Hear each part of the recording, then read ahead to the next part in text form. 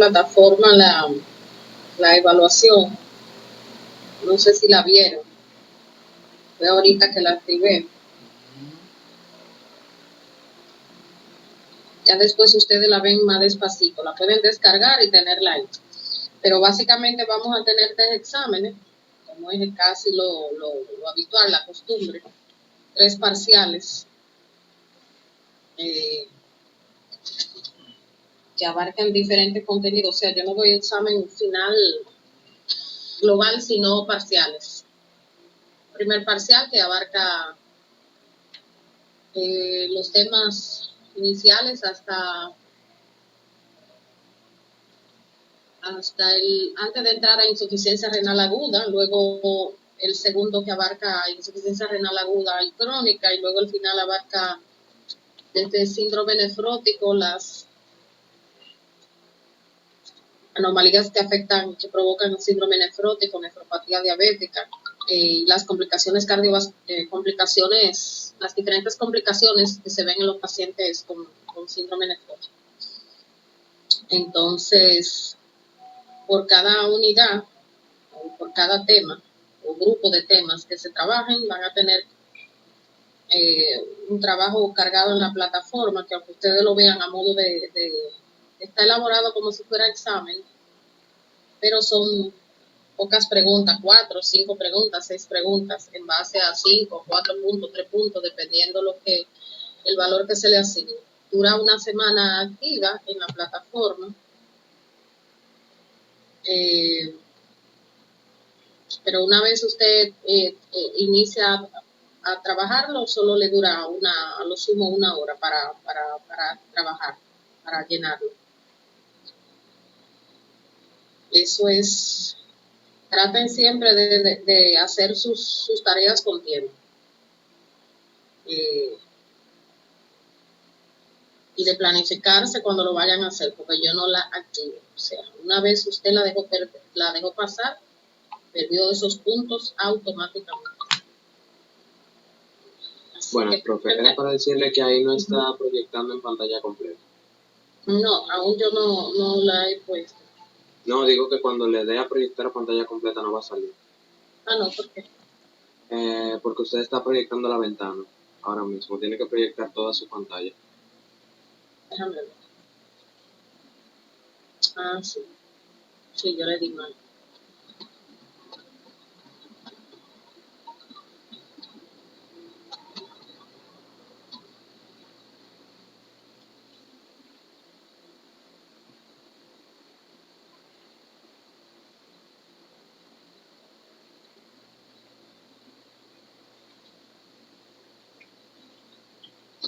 ¿Y ahora se ve? Sí, ya sí. Ok. La semana pasada, bueno, la última vez que nos vimos, estuvimos hablando de un tema global que era sobre la parte de los ingresos y egresos y sobre la composición de los líquidos corporales. ¿Yo me escucho bien? ¿O me escucho bajito? Sí, doctor. Perfectamente. Se escucha bien, profe. Perfecto. Entonces, hoy vamos a entrar para completar la unidad 1, o parte de lo que es la unidad 1, porque realmente la plataforma Moodle se integró todo lo que es el programa en 7 unidades o lo concentró, entonces no necesariamente una unidad abarca 1 o 2 temas, puede abarcar muchísimo. Pero bueno, lo que correspondería más o menos a la semana 1 del programa. Le vamos a dar continuidad hoy. Y vamos a hablar de deshidratación, que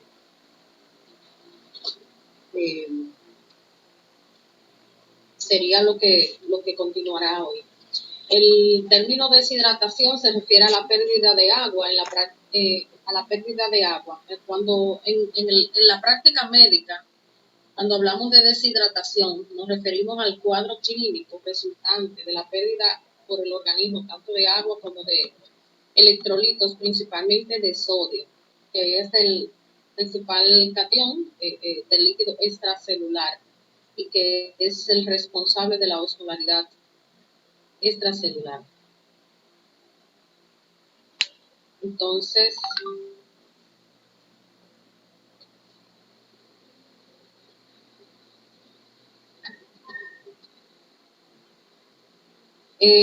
dependiendo a veces el tipo de deshidratación, como veremos más adelante, se puede perder una proporción entre ambos, tanto de líquidos como de electrolitos, o hay situaciones en las que se pierde más agua que electrolitos o viceversa, se pierde más electrolitos que agua, y esto va a determinar el tipo de deshidratación, así como también las manifestaciones clínicas y, por supuesto, el manejo.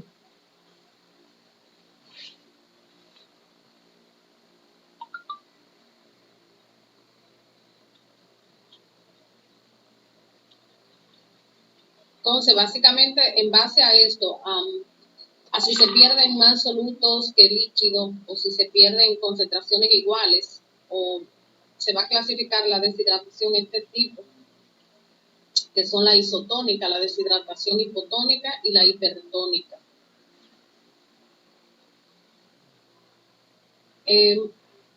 También es importante señalar que los términos de isotónico, hipertónica e hipotónico hacen alusión a los valores o a la concentración de la osmolaridad plasmática. O sea que siempre en un paciente con algún estado de deshidratación, al menos de grado moderado a severo, es importante evaluar, calcular la osmolaridad que tiene ese paciente para saber ante qué tipo de deshidratación estamos. Entonces, la deshidratación isotónica, hay una contracción del volumen isotónico o pérdida de volumen de manera equiparable, o sea, se pierde tanto volumen como electrolitos, de manera en proporciones similares. Generalmente, si nosotros hacemos mediciones de sodio, vamos a ver que este se encuentra dentro del rango de la normalidad, entre 135 a 145 miliosmol por litro. Y estos pacientes, si nosotros hacemos mediciones de osmolaridad plasmática, vamos a ver que se encuentra dentro del rango normal, que es de unos 280 a 300 miliosmoles por litro. Y más adelante nosotros en las próximas clases veremos cómo se hace cálculo de osmolaridad plasmática, o lo recordaremos porque de igual manera es un tema que se toca en otras asignaturas básicas.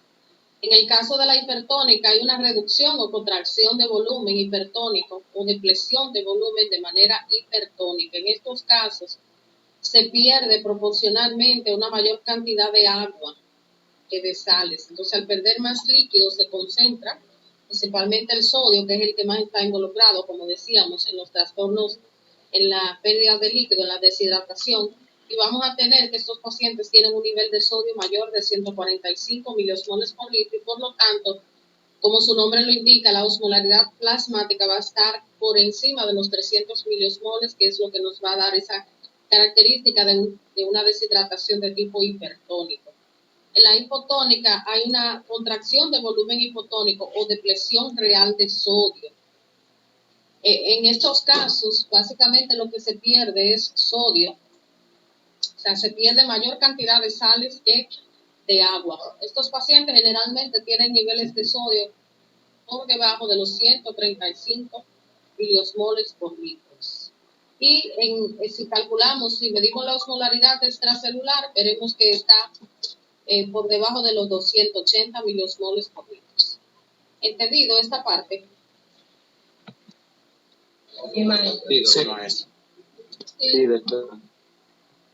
Entonces, fíjense que siempre que estemos evaluando una deshidratación, para puntualizar esto, hay que medir niveles de electrolitos, pero principalmente sodio, y por supuesto hay que hacer mediciones de osmolaridad plasmática para poder saber ante qué tipo de deshidratación está. Entonces vamos a hablar un poquito sobre la deshidratación isotónica.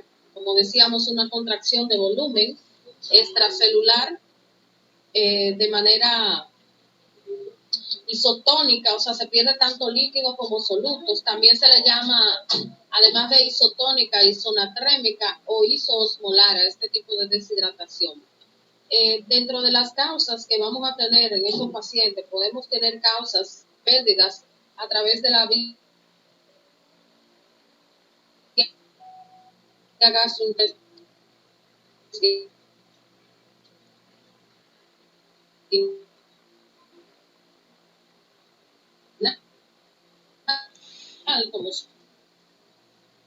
por diarrea, quiere dar no ya daño estructural a nivel renal.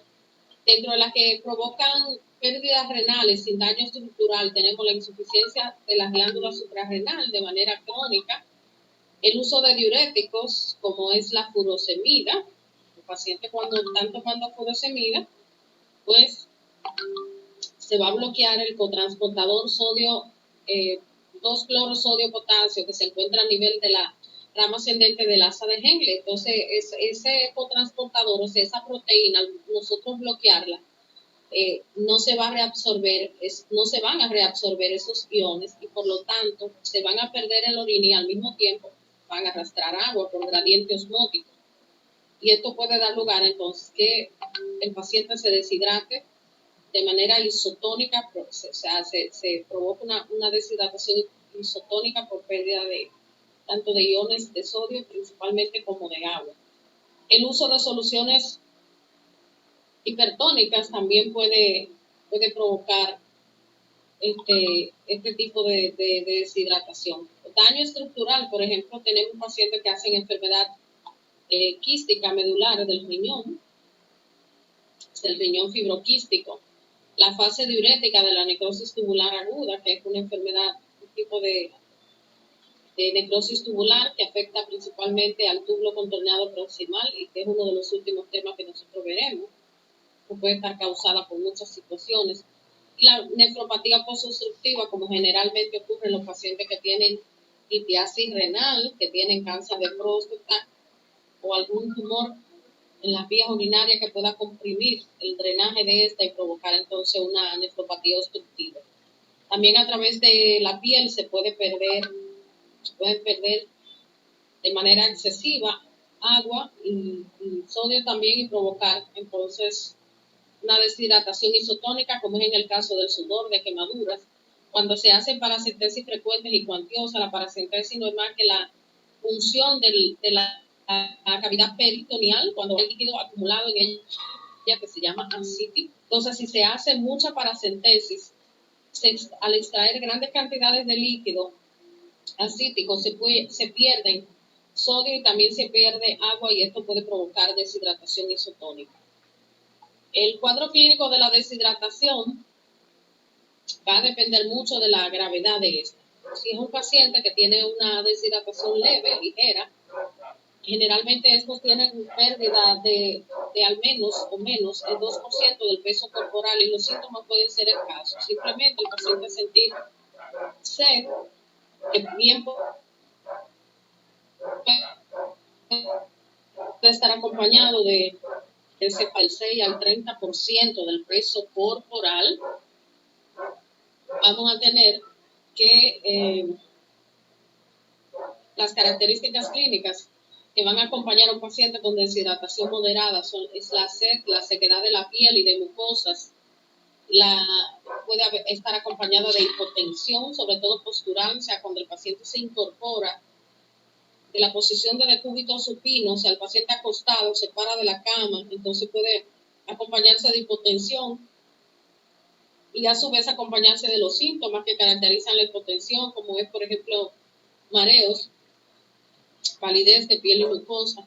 También puede haber oliguria. La oliguria no es más que la disminución en la cantidad de orina por debajo de los 400, algunos textos hablan por debajo de 500 mililitros en 24 horas.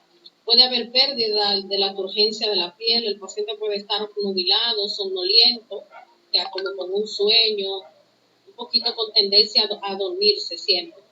Y se puede acompañar también de náuseas y vómitos. Recordemos que, como veíamos en la clase anterior, en cuanto a lo que es el porcentaje de agua o el peso que representa el agua en cada ser humano, es más o menos 60% hombre, 50% la mujer. Entonces, cuando una persona se deshidrata, ustedes en algún momento quizá lo han experimentado, si han tenido algún proceso de gastroenteritis, de vómitos y diarrea, como si se pasan todo un día haciendo evacuaciones y vomitando, pierden muchísimo peso. O sea, uno se en términos populares, como dicen en el campo mío, o sea, uno se seca en 2 o 3 días con un proceso así, igual cuando uno, por ejemplo, tiene fiebre, porque se pierde mucha agua. Entonces, en apenas 24 o 48 horas está uno seco. Entonces, esa pérdida de peso es precisamente la expensa, sobre todo de pérdida de un gran porcentaje de agua. Más del 30% del peso, de la pérdida del peso corporal, se pierde en un paciente con una deshidratación severa.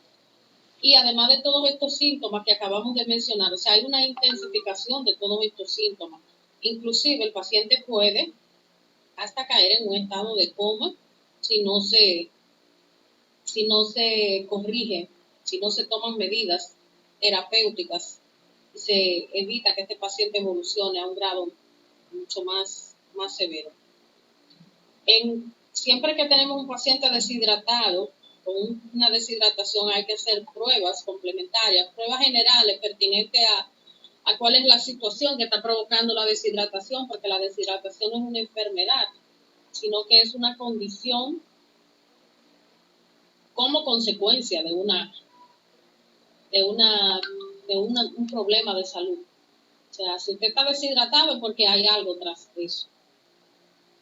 Proceso parasitario, proceso viral, proceso infeccioso, de la índole que sea, o un descontrol de alguna enfermedad de base, o la poca ingesta de líquido, etc.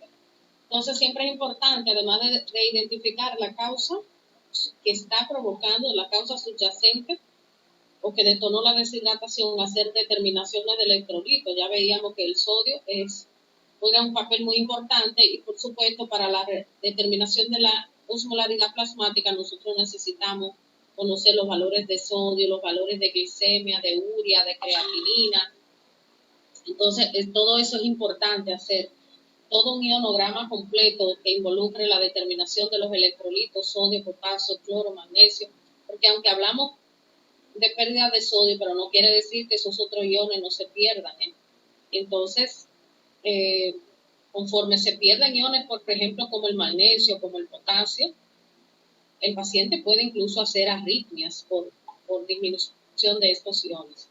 Entonces, hay que hacer determinación completa del electrolito sérico, la urea, como decíamos, la creatinina también, porque estos pacientes entran en oliguria, inclusive anuria.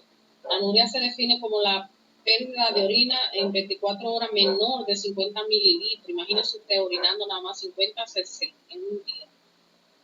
O sea, un riñón completamente trancado, como decimos. Entonces, hay que hacer determinación. Inmediatamente se elevan los azoados, la urea y la creatinina, y hay que hacer determinaciones por tanto de esto. Es importante que se mida la osmolaridad plasmática. Generalmente lo que hacemos es calcularla a partir de valores como son los niveles de sodio, de glicemia y de nitrógeno ureico sanguíneo o de la urea.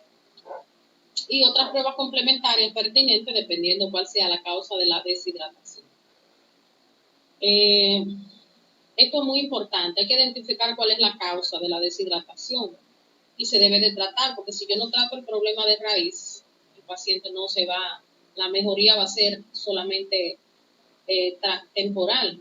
Si el paciente tiene una parasitosis, por ejemplo, y yo no trato el parásito, el paciente va a seguir evacuando, haciendo diarrea, vómitos y va a seguir deshidratado.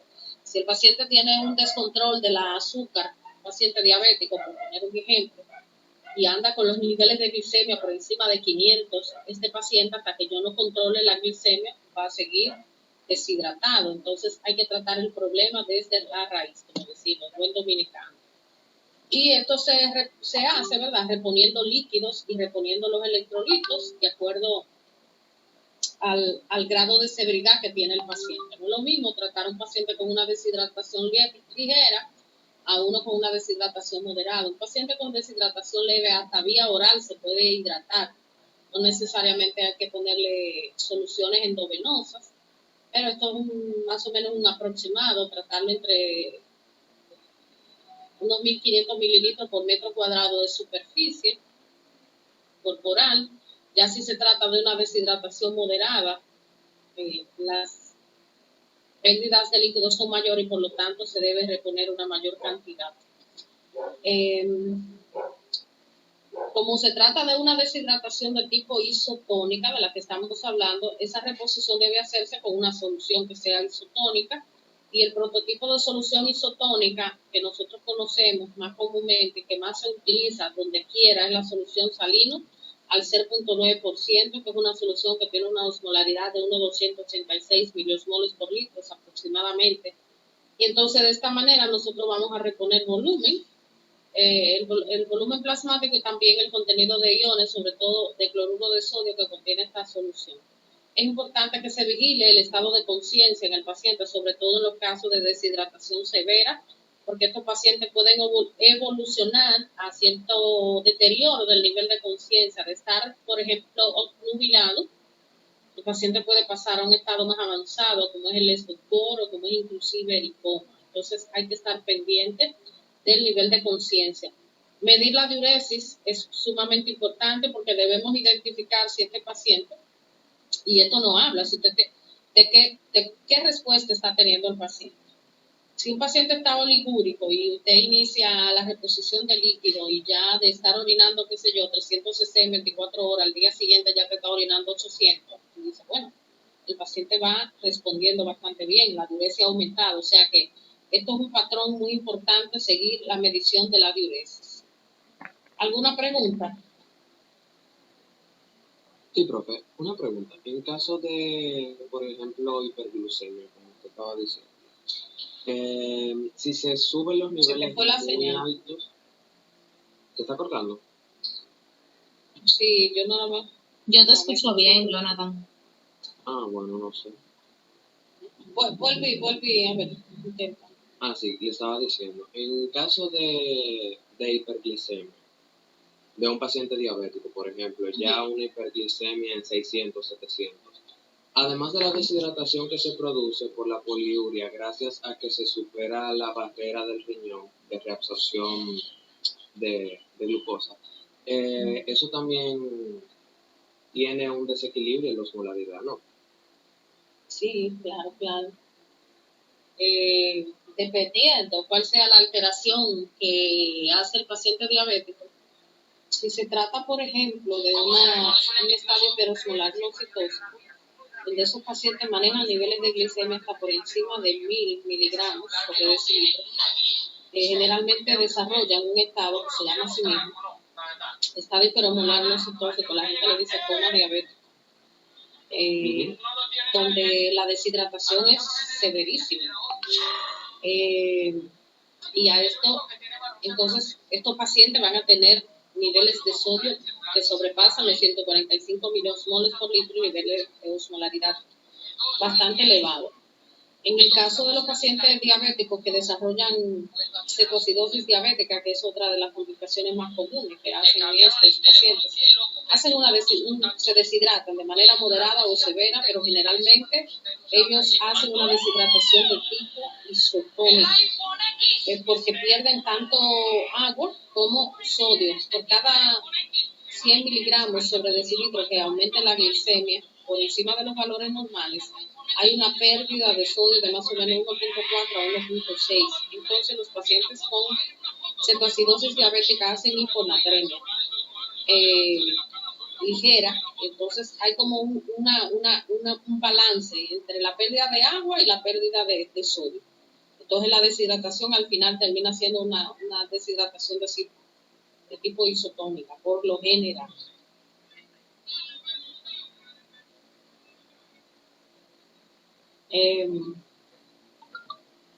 Perfecto, gracias. No hay de qué. Entonces veamos la deshidratación hipertónica. Lo que le quería decir en el diabético, o sea, no es que si soy diabético y me deshidrato voy a hacer tajantemente esto. Yo me refiero a lo más común, ¿de acuerdo? Porque puede a veces tener deshidratación hipertónica o deshidratación isotónica, como le decía, o inclusive hacer un estado importante de hipernatremia. Entonces, la deshidratación hipertónica, hay igual una pérdida de volumen plasmático, de volumen extracelular, pero en este caso responde a una deshidratación hipertónica por el hecho de que los niveles de osmolaridad plasmática superan, es un error, los 300 miliosmoles por litros.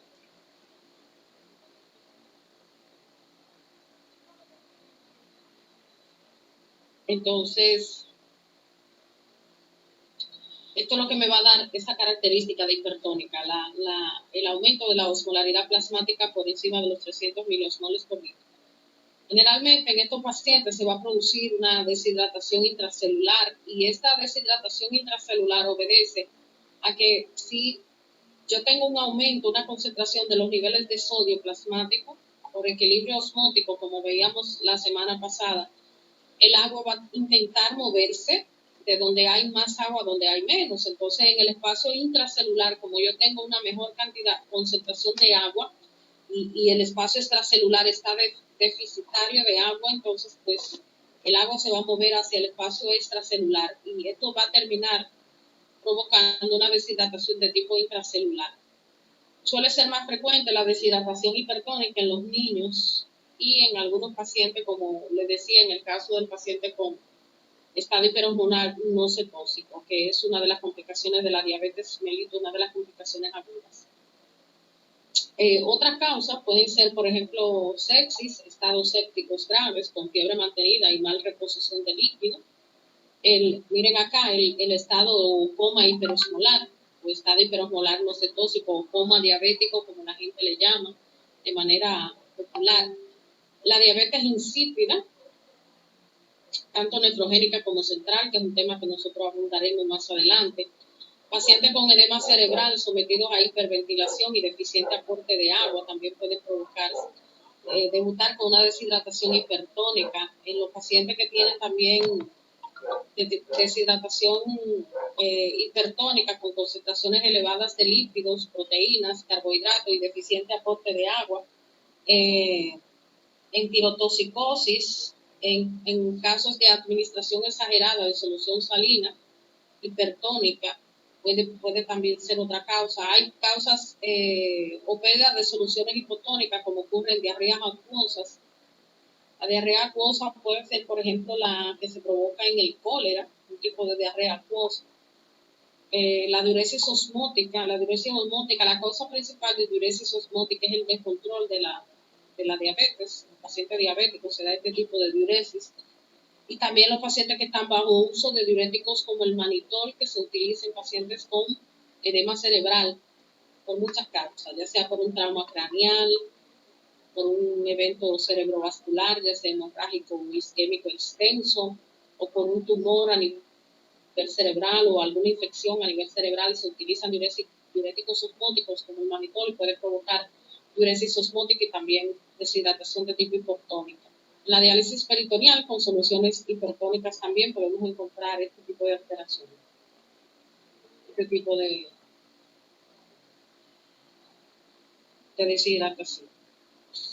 El cuadro clínico es bastante similar a lo que veíamos. El paciente se va a quejar de sed, depende también mucho, como veíamos, de la severidad. El paciente se queja de sed y mientras más avanza la deshidratación, mucho más se va a quejar de sed.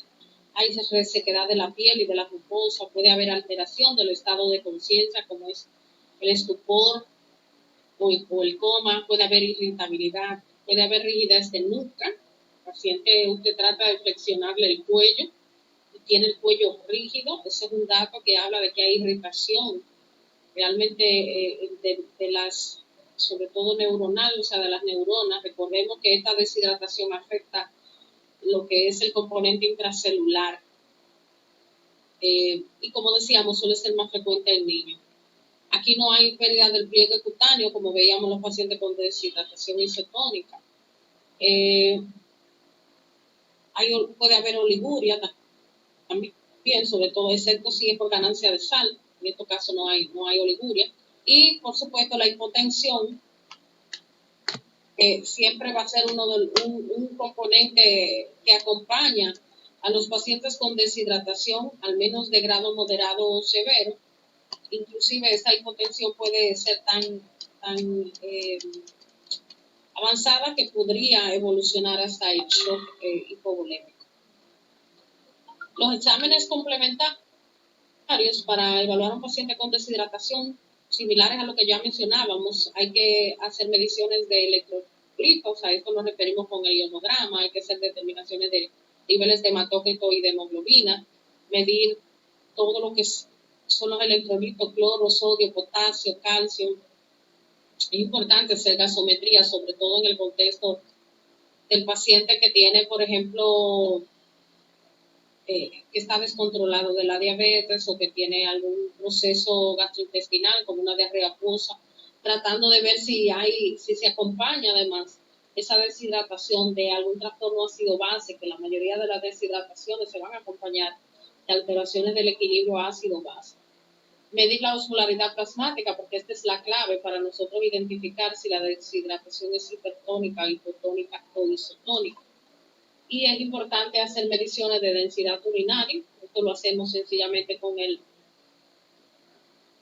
la medición determinación en el examen de orina, sobre todo con miras a nosotros identificar si hay algún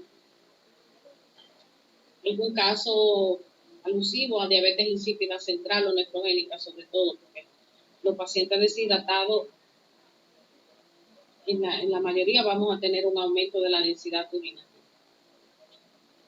Entonces, en los pacientes con deshidratación hipertónica, como el problema es que yo tengo demasiado sodio en sangre, pues lo que debo de reponer es agua en estos pacientes, o reponer con soluciones hipotónicas.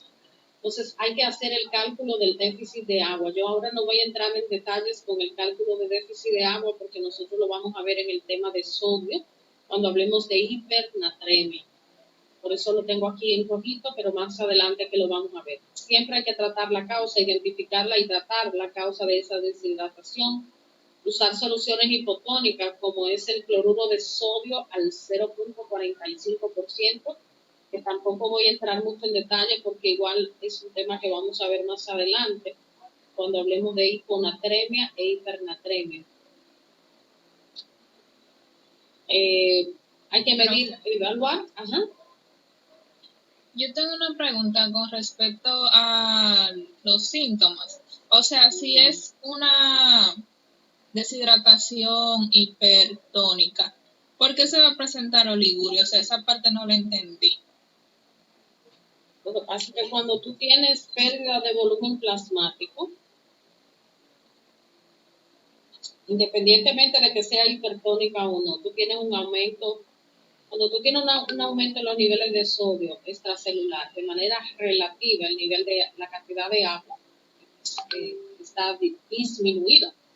Recuerden que creo que la semana pasada mencionábamos que el aumento de la osmolaridad traduce un aumento en la concentración de sodio y por lo tanto una reducción en la parte de lo que es el volumen plasmático. Entonces, el riñón, a través del riñón, es por donde se pierde la mayor cantidad de líquido o por donde se reabsorbe o se regula la mayor cantidad de líquido que ingresa a nuestro organismo. Entonces, ¿por qué tú vas a tener oliguria? El riñón es un órgano muy inteligente. Si el paciente está deshidratado, hace hipotensión. Cuando tú tienes hipotensión, la perfusión del riñón se reduce. El riñón recibe más o menos el 20 al 25% del gasto cardíaco. Y si hay una reducción en la presión arterial, ese gasto cardíaco no va a llegar igual al riñón. Y el riñón, ¿qué va a hacer? Va a detonar una serie de mecanismos compensatorios, como eso de la arteriola eferente. Y esto va a reducir el filtrado glomerular, y al reducirse el filtrado glomerular, tú vas a tener menos diuresis, menos cantidad de agua. Entonces, eso lo hace el riñón como un mecanismo compensatorio, que al principio es bueno, pero luego termina siendo deleterio. Y que lo vamos a tratar de entender mejor cuando veamos la fisiopatología de la insuficiencia renal aguda, porque la deshidratación, cual sea, independientemente de que sea isotónica o hipertónica, puede llevar al paciente a hacer una falla renal o una lesión renal aguda, como hoy en día se le llama, una lesión renal aguda, donde una de las manifestaciones principales es la oliguria o la anuria. No sé si me di a entender. Sí, yo entendí. Gracias.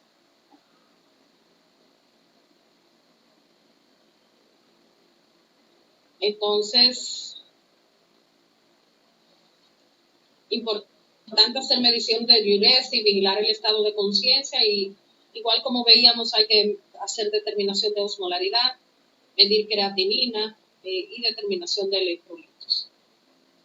En la deshidratación hipotónica, igual hay una contracción de volumen hipotónico. Este tipo de deshidratación también se le conoce como deshidratación extracelular o síndrome de depresión de sal. Y de igual manera, cuando veamos hiponatremia, que lo vamos a ver ya, es el tercer tema, el tercer tema de la unidad 1.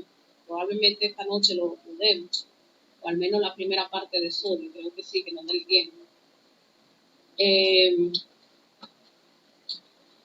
Ocurre sobre todo en los casos de pérdida o depresión de sal. En estos pacientes vamos a tener una osmolaridad plasmática por debajo de los 280 miliosmoles por litro, y por supuesto niveles de sodio extracelular por debajo de los 135 miliosmol por litro. Hay que tener cuidado, y esto es debido esto va a depender mucho de la causa de la deshidratación hipotónica, que hay muchísimas causas. No necesariamente, aunque el sodio esté bajo, no necesariamente indica que hay una deshidratación extracelular, porque por ejemplo, un paciente con insuficiencia cardíaca congestiva, estos pacientes pueden tener sodio reducido, ¿de acuerdo?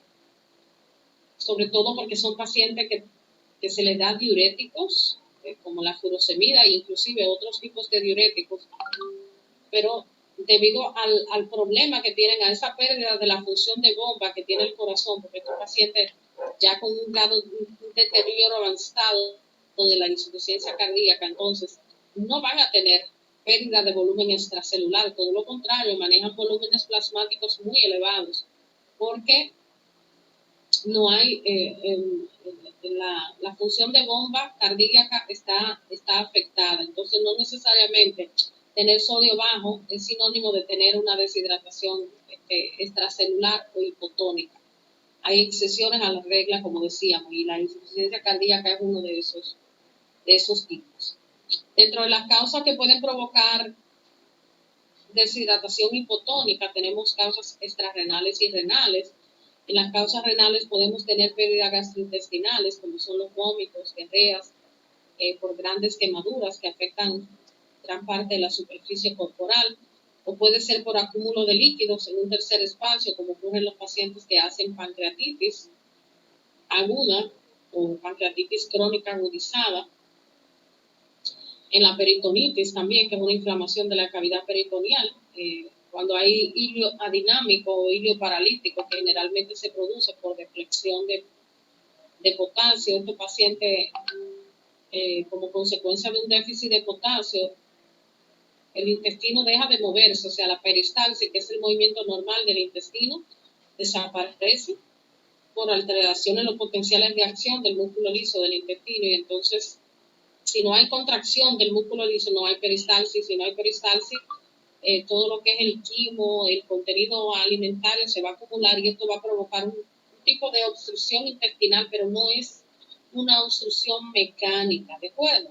Sino que es una obstrucción dinámica, es por un problema, o sea, no es que haya allí, como ocurre, por ejemplo, cuando hay un tumor que obstruye una parte del intestino, sino que esto es por un problema contráctil, por pérdida de potasio, sobre todo. Entonces, estas causas pueden ser causas de un acúmulo de líquido en el tercer espacio, o sea, en la cavidad peritoneal, y provocar entonces deshidratación hipotónica. En causas renales tenemos el uso de diuréticos, la insuficiencia suprarrenal primaria, enfermedad renal con pérdida de sal, que hay algunas causas, veremos más adelante, y la acidosis tubular renal de tipo proximal, que afecta principalmente el túbulo contornado proximal. Maestra, cuando usted habló ahorita de pacientes que usan diuréticos como la furosemida, usted explicó por qué el paciente llegaría a tener una deshidratación, pero yo no logré como captar bien el por qué. ¿Dónde tú dices, perdón? El paciente que toma diuréticos, o sea, furosemida. Usted dice que ¿que por qué? Sí. Lo que yo decía es, ese mecanismo lo vamos a entender también un poquito más adelante, sobre todo con una imagen, con una figura, cuando nosotros hablemos de la anatomía renal, anatomía y fisiología renal. Lo que la furosemida hace es que bloquea un cotransportador. Los cotransportadores son proteínas que transportan iones dentro de lo que son las diferentes porciones de los túbulos renales. Entonces, la segunda parte la porción ascendente del asa de Henle, es donde está el cotransportador que bloquea precisamente la furosemida. Cuando nosotros damos furosemida, bloqueamos esa proteína cotransportadora que se llama 2-cloro-sodio-potasio, porque ella lo que hace es precisamente mover el sodio, el cloro y el potasio desde la luz tubular, esa parte de la nefrona, hacia el intersticio, con la finalidad de retornarlo a la sangre. Cuando damos furosemida y bloqueamos ese cotransportador, entonces el sodio, el cloro y el potasio que se reabsorben en esa región, en esa zona, no se reabsorben, sino que se excretan en la orina. Y al excretarse, el sodio es un ion que atrae agua, por eso es una molécula que genera siempre el gradiente osmótico, porque el sodio a donde él se mueve, siempre lleva agua con él. Entonces, se pierde, conjuntamente con esos iones, se pierde agua. Por eso los pacientes cuando usan furosemida u otro tipo de diurético similar, orinan mucho, ¿de acuerdo? Gracias.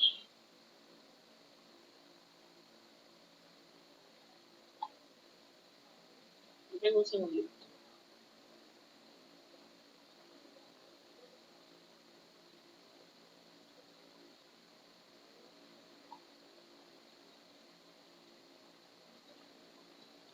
Lo más probable, porque yo venía dando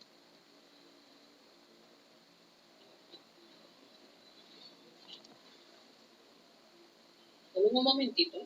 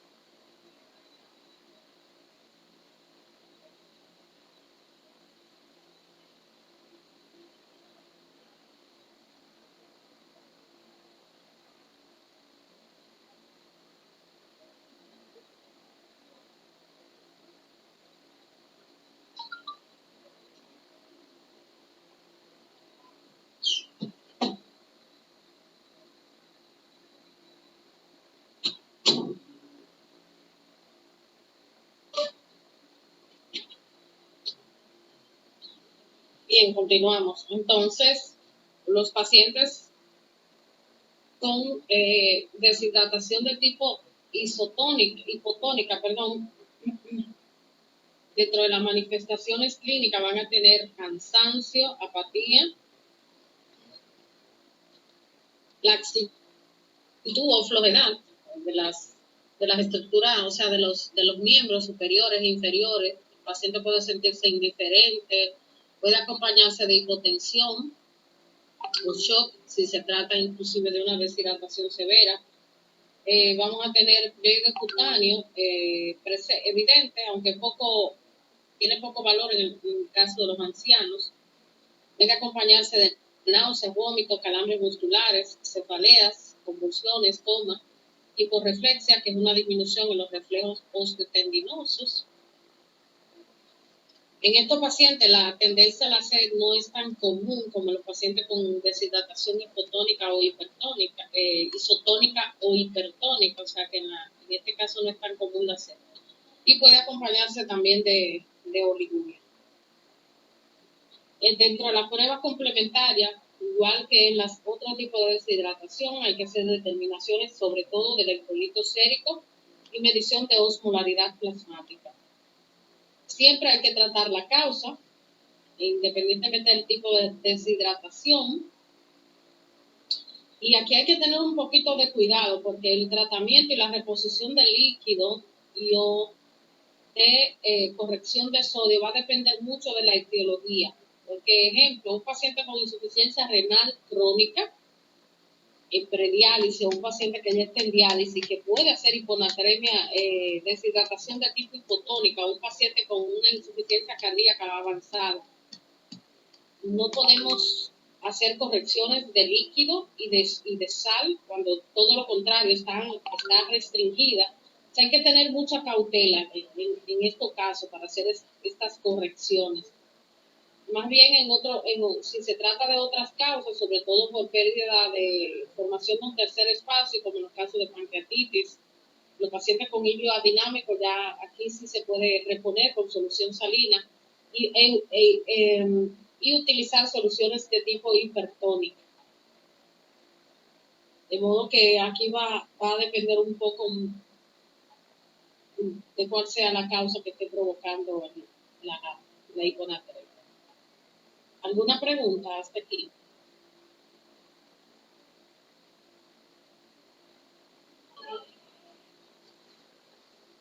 Al parecer no. Todo claro, maestro. Bueno, vamos para la siguiente.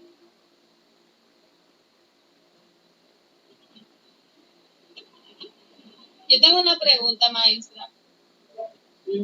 A ver. Si la deshidratación hipotónica es obviamente deshidratación, ¿por qué el paciente no siente tanto deseo de beber agua como en las otras deshidrataciones? Es que va a depender cuál sea la causa. Eso era lo que le decía. Que va a depender de la etiología. No es que no tenga sed, pero no es tanto como en el caso de la isotónica o la hipertónica, sobre todo, donde el paciente tiene un aumento muy desproporcional de los niveles de sodio, o el hipotónico, que tiene pérdida de ambos, tanto de sodio como de agua. En el caso del hipertónico, más bien es una dilución, es un estado dilucional que hay a nivel plasmático, y no necesariamente, porque vuelvo y le reitero, esto va a depender de la causa, pero no necesariamente el paciente tiene pérdida de volumen extracelular en el caso de una deshidratación hipotónica. Y por lo tanto, no hay un estímulo de los recuerden que la sed es un mecanismo que se produce por estimulación sobre todo cuando hay aumento en la osmolaridad de los osmoreceptores principalmente, que es lo que más da lugar a activación del mecanismo de la sed a nivel hipotalámico. En el caso de la hiponatremia, de la deshidratación hipotónica, que es un verdadero estado de hiponatremia, no hay estimulación de los receptores, de los osmoreceptores, y por lo tanto no hay activación del mecanismo de la sed, salvo en algunas excepciones. Sobre todo en los casos de pacientes que tienen la causa de la deshidratación hipotónica por falla cardíaca, insuficiencia renal, o un paciente con un mixedema por hipotiroidismo, por mencionarle o un paciente con una cirrosis hepática terminal, que puede ser causa de este tipo de deshidratación. ¿Entendido? Sí, gracias. Entonces vamos a continuar. Vamos a hablar de edema, de la fisiopatología del edema. Del edema que nosotros vamos a hablar es del edema intersticial, ¿de acuerdo? Porque hay edema intracelular y realmente para fines de lo que es esta asignatura no nos interesa el edema intracelular, sino que de lo que vamos a hablar es del edema intersticial, que se define como un incremento clínicamente manifiesto en el volumen del líquido intersticial, que puede aumentar varios litros antes de que el trastorno sea evidente. ¿Quién recuerda el intersticio? ¿De cuál de los compartimentos es? ¿A quién pertenece? Al intra, profesora. Al intra. ¿Están de acuerdo todos? Pertenece al extracelular. Extracelular. Extracelular, profe. ¿Cómo se divide el extracelular? Vamos a recordar un poquito. Yo, profe, se divide, ¿No? se divide en intravascular y intersticio. Intersticial. Exactamente. Entonces, de ese, cuando hablemos de edema, a partir de ahora es precisamente de ese aumento de líquido en el intersticio, en el espacio intersticial. Muy probablemente ustedes se hayan topado con algo similar, como lo que se ve aquí en el ya sea con algún familiar o quizás hasta cualquiera de ustedes, porque los problemas de insuficiencia venosa son bastante comunes, sobre todo en nosotras las mujeres, y uno que se echa todo el día por ahí de pie o sentado en una clase, etcétera, etcétera, puede dar lugar a un aumento en la presión hidrostática a nivel del capilar venoso y provocar esto, que nosotros vemos aquí, esta depresión que se produce cuando haya un aumento en el acúmulo de líquido en el espacio intersticial, que se llama fovea, como vemos aquí. Y este ya se trata de otro tipo de edema que veremos más adelante, que es la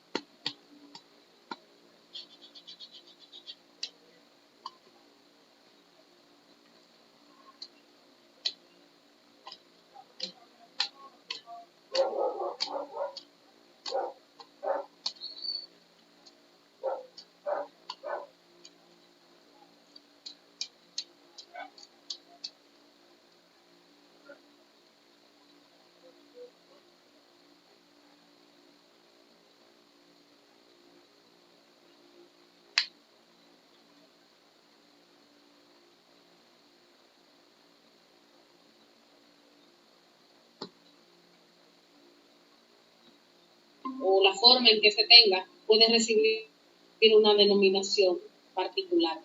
Según el mecanismo o la ubicación, más bien, el edema puede ser circunscrito o puede estar generalizado. El circunscrito es un edema que está localizado en una región determinada.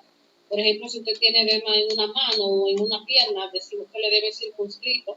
En cambio, cuando el edema es generalizado, que es lo mismo que decía Nazarca, ya tenemos un aspecto hinchado de varias partes, prácticamente todo el cuerpo, los miembros inferiores, superiores, la cara, como decía. Fíjense aquí, este paciente, como cuando se deprime con el dedo en una zona determinada, sobre todo en la zona de declive, como las piernas, que es donde empieza más, primeramente, a acumularse el edema, salvo en algún tipo de, o alguna causa de edema, pero sobre todo el edema que es por aumento de la presión hidrostática, un edema venoso, veremos que donde más comúnmente o donde inicia a acumularse a nivel de los miembros inferiores. Y de este hueco o depresión que es lo que se llama fovea. Es importante que repasemos un poquito sobre la anatomía rápidamente y muy breve de lo que es la red capilar, así como también conocer las diferentes fuerzas o presiones o fuerzas de Starling, que son los determinantes principales de la fisiopatología del edema. Eh,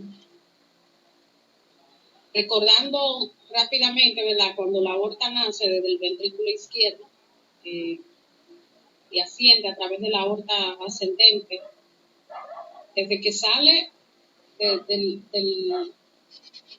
ventrículo izquierdo empieza a ramificarse, dando ramas que no nos interesa conocer o hablar sobre nada de esto, sino recordarles que las arterias terminan dando ramos mucho más pequeños llamados arteriolas, que son las encargadas de regular por el tono que estas que se da en este tipo de vaso, la vasoconstricción o la vasorelajación, debido a la cantidad de músculo liso que tienen. Entonces, a nivel de las arteriolas es donde se regula precisamente el mecanismo de vasoconstricción y relajación. Y estos vasos terminan dando vasos mucho más pequeños, que son los capilares arteriolares. A nivel de los capilares arteriolares, ustedes recordarán que también es donde se produce el intercambio de nutrientes, el intercambio de gases y donde salen o entran el líquido que se mueve desde el espacio intravascular hacia el espacio intersticial. Una vez esta red de capilares arteriolares continúa dando, o en sus porciones terminales, da origen a lo que son los capilares, o se conectan con ellos, lo que son otras redes de capilares, pero en este caso en el extremo venoso, que son los capilares venosos, y que de igual manera van a ir dando origen a vénulas, a venas de pequeño calibre hasta dar origen a venas de gran calibre, y principalmente drenando la vena cava inferior, que es la que va a retornar la sangre hacia las cavidades derechas. Entonces, los protagonistas de esto que vamos a hablar ahora son precisamente los capilares arteriolares, los capilares venosos, porque entre ellos es que se va a provocar, se va a llevar a cabo diferentes fuerzas o presiones para dar lugar, o que nos van a explicar lo que es la fisiopatología del edema. Un poquito de historia, antes de hablar de las fuerzas de Starling, es importante mencionar que las fuerzas de Starling y otros aportes fisiológicos fueron dados por este personaje, este fisiólogo británico, Ernest Henry Starling, quien nace en 17 de febrero del 66, de 1866, y muere el 2 de mayo de 1927. Y como veremos, hay varias contribuciones a la medicina, específicamente a la fisiología, por parte de este fisiólogo. Starling es quien crea el principio de Starling, donde se señala que en el capilar el agua es expulsada a través de los poros de la pared por la presión hidrostática que se ejerce sobre esos vasos capilares, que ahorita hablaremos con más detalle de lo que es la presión hidrostática, y es empujada hacia adentro por la presión osmótica de las proteínas plasmáticas, o también conocida como presión oncótica o coloidosmótica. Estas fuerzas opuestas se equilibran de manera similar. Como veremos, son 4 tipos de fuerzas, y ese equilibrio entre las fuerzas hidrostáticas y coloidosmóticas que se establecen entre el líquido, entre el intersticio y entre el capilar, es lo que se conoce como principio de Starling. También a Starling debemos el descubrimiento de la hormona secretina, conjuntamente con su cuñado William Bayliss, y la introducción de la palabra hormona. El análisis de la actividad del corazón como bomba también se le conoce como ley de Frank-Starling, que juntamente con el fisiólogo Frank descubre sobre este tipo de actividad a nivel cardíaco. Y también varias observaciones fundamentales sobre la acción de los riñones se deben a Starling. De ellos incluye la evidencia de la existencia de la vasopresina, también denominada hormona antidiurética, que ejerce importante función en nuestro organismo. Entonces, las fuerzas de Starling, ¿qué es lo que hace? Ellas regulan la distribución de los líquidos en los compartimentos extracelular e intersticial. Y por lo tanto, las alteraciones de esta va a provocar edema. ¿De acuerdo? Vamos a recordar un poco de eso, que también ustedes vieron en fisiología. Como les decía, son 4 fuerzas: la presión capilar dentro del líquido intersticial, perdón, la presión capilar dentro del capilar arteriolar, la presión capilar, la presión intersticial dentro de lo que es el espacio intersticial. Tenemos la presión coloidosmótica del plasma y la presión coloidosmótica a nivel del intersticio. Cuando hablamos de presión capilar, de presión hidrostática del capilar, nos referimos a la presión que ejerce la sangre, la parte líquida de la sangre, en este caso el plasma, sobre las paredes de este vaso sanguíneo. Eso es lo que es presión hidrostática. Si usted agarra una manguera no compresible, o sea, de paredes blandas, por ejemplo, y usted la conecta a una fuente de agua, a una llave, a presión sobre todo, y usted abre la llave y esa manguera se expande. Entonces se expande porque el agua, que es un líquido, un fluido, ¿verdad?, ejerce una presión sobre esa manguera. Eso mismo pasa con nuestros vasos sanguíneos, como son, a menos que ya no estén rígidos, sobre todo las arterias de gran calibre, que llega un momento, sobre todo en los ancianitos, que se van poniendo rígidos, la presión aumenta muchísimo, sobre todo la presión sistólica, pero en los capilares, esa fuerza que ejerce la parte líquida, de ahí viene el nombre de hidrostática, precisamente por la fuerza que ejerce el agua sobre las paredes de los vasos sanguíneos. Eso es lo que es la presión capilar hidrostática. En condiciones normales, la presión hidrostática capilar en la mayor parte de los tejidos ronda entre los 30 milímetros de mercurio en el extremo arterial del capilar. En el extremo medio, en la parte media, la presión media del capilar es de unos 17 milímetros de mercurio. En el extremo venoso del capilar, la presión hidrostática es de 10 milímetros de mercurio. Aunque le digo que la mayoría de los tejidos, porque hay algunos tejidos que manejan presión hidrostática mucho más elevada o incluso mucho más baja. Por ejemplo, el riñón, a nivel de lo que es el capilar glomerular, la presión hidrostática es muy alta, es de 60 milímetros de mercurio, y esto debido a la función que tiene el riñón de filtrar proteínas, de filtrar plasma. Entonces necesita tener una alta presión, pero en cambio, a nivel del capilar en cuña pulmonar, o sea, de donde surgen las venas pulmonares que drenan, ¿verdad?, la sangre hacia la sangre oxigenada hacia la aurícula izquierda, la presión hidrostática en esos capilares es muy baja, es de menos de 12 milímetros de mercurio. Y esto debido, ¿verdad?, que si tuvieran una presión muy alta, entonces el intersticio del pulmón se llenaría de líquido y esto trae problemas con el intercambio de gases. Porque, ¿qué es lo que hace la presión hidrostática? Forzar el líquido, la salida del líquido del interior del vaso hacia el intersticio. Esa es la función de la presión hidrostática del capilar. ¿Esta parte se entendió? Sí, doctor. Muy bien. Entonces, si vemos la contraparte de la presión hidrostática en el capilar, la constituye la presión coloidosmótica. Esta es como la opuesta. La presión coloidosmótica del plasma es mantenida principalmente por las proteínas, pero también por algunos cationes que están unidos a las proteínas, principalmente al albúmina. 19 milímetros de mercurio son originados por las proteínas plasmáticas, principalmente la albúmina, y unos 9 milímetros de mercurio vienen dadas por los cationes, principalmente el calcio unido a las proteínas, calcio, sodio. Y esto genera, esa presión coloidosmótica a nivel del plasma, genera una presión total de 28 milímetros de mercurio. Aquí no es independiente de si es en el extremo arterial, en el extremo venoso o si es a nivel medio. La presión coloidosmótica siempre va a ser la misma en cualquier vaso sanguíneo, excepto en el glomérulo, que también ahí cambia porque las proteínas se concentran mucho. Pero es un tema que veremos también más adelante. Entonces, como esta es contrapuesta a la presión hidrostática del capilar, la presión coloidosmótica lo que hace es favorecer que el agua permanezca dentro del capilar, ¿ok? O que el agua entre hacia el capilar.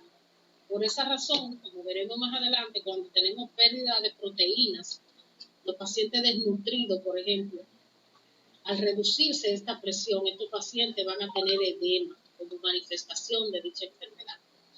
¿Entendida la parte, las presiones dentro de lo que es el capilar?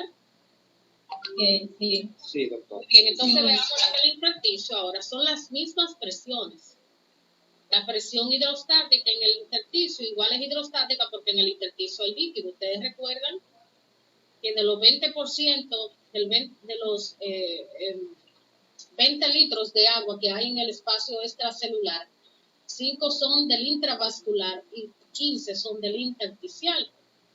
Entonces, esa presión que ejerce el agua del intersticio sobre esos tejidos genera también una presión. Y esa presión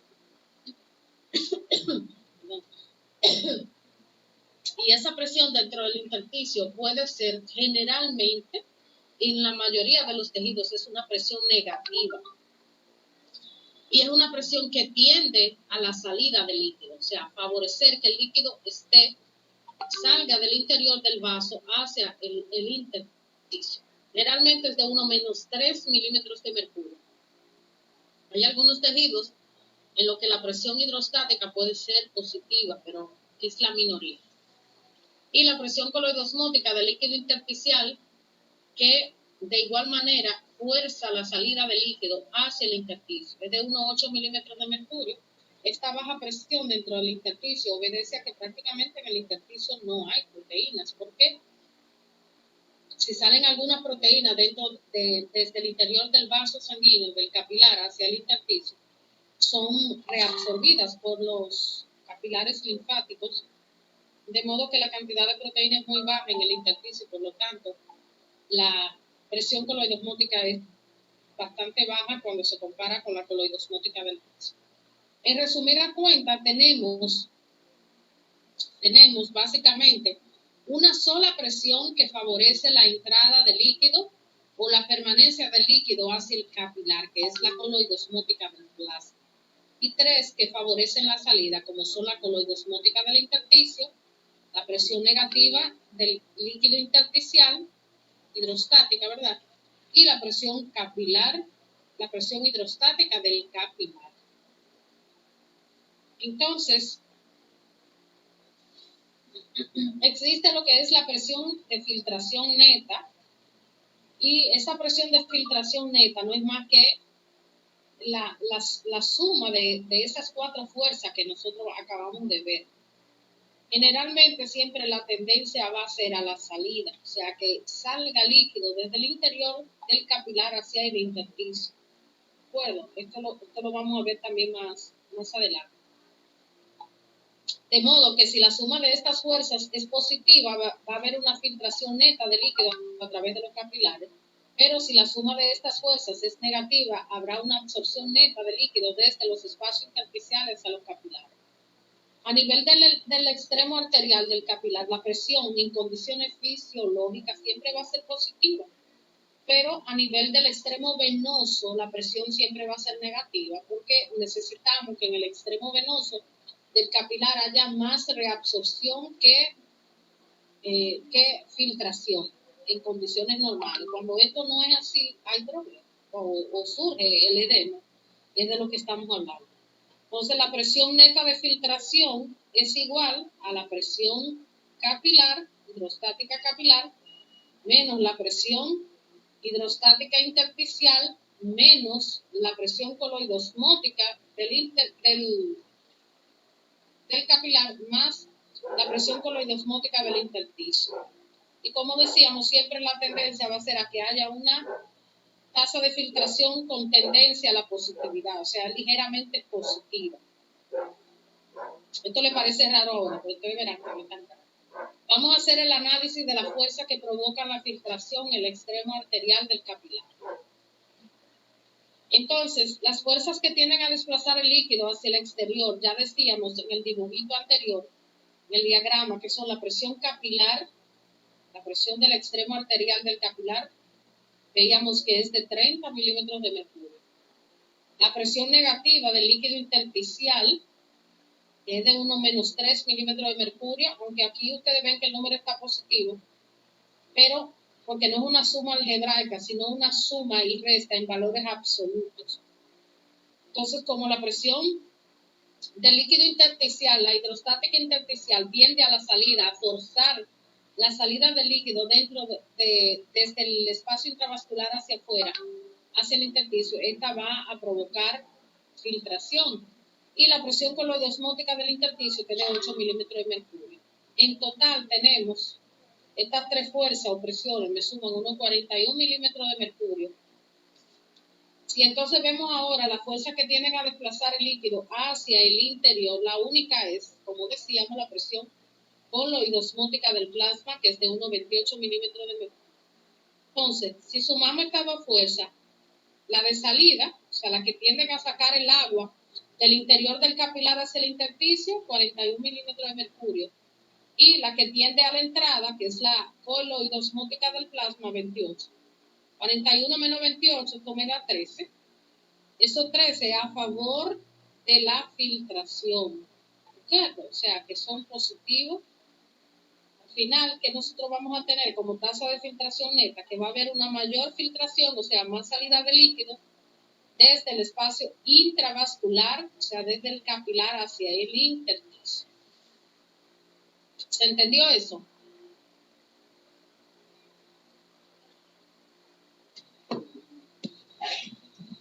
Sí, maestra, ese es prácticamente el análisis que hacen biométricamente cuando los análisis que nos indican, no recuerdo cuál es, pero que generalmente ven si el riñón está filtrando bien. No, eso es otra cosa. Okay. Eso es otra cosa. Eso lo vamos a ver cuando vemos el tema de insuficiencia renal crónica, que hacemos el cálculo de la tasa de filtración glomerular o el aclaramiento renal, como también se le llama, para ver la integridad o la función del riñón. Esto es totalmente diferente. Lo que nosotros estamos hablando aquí es de las fuerzas o presiones que favorecen o se oponen para dar lugar al edema. ¿Entendido, no? Entonces,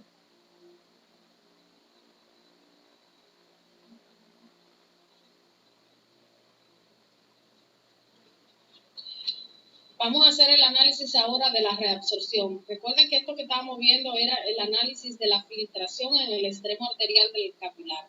Veamos ahora el análisis de la reabsorción en el extremo venoso del capilar.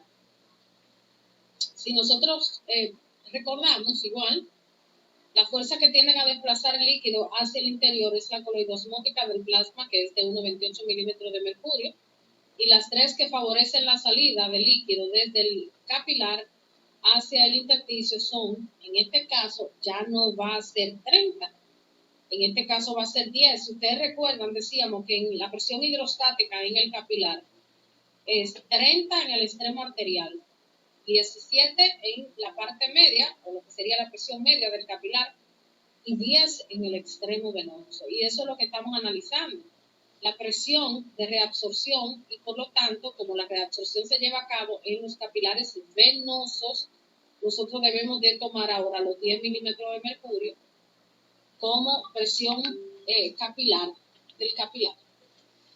Y las otras dos presiones, la hidrostática del líquido intersticial y la coloidosmótica del intersticio. Estas tres fuerzas suman unos 21 milímetros de mercurio. Si sumamos o si restamos de los 28 que favorecen la entrada, menos 21 que son el total de la fuerza que favorecen la salida, vamos a tener una tasa neta de reabsorción, ahora no es de filtración, una tasa neta de reabsorción de 7 milímetros de mercurio. ¿Entendido? Sí, doctora. Sí, recordamos entonces, en el análisis anterior, a favor de la filtración o la tasa de filtración neta era de 13 milímetros de mercurio. Y entonces fíjense ustedes que la fuerza de entrada o la tasa neta de reabsorción es de 7 milímetros de mercurio. Esto entonces, si yo lo resto, me da 6 milímetros de mercurio. ¿A favor de qué? ¿De la reabsorción o de la filtración? A ver si me entendieron.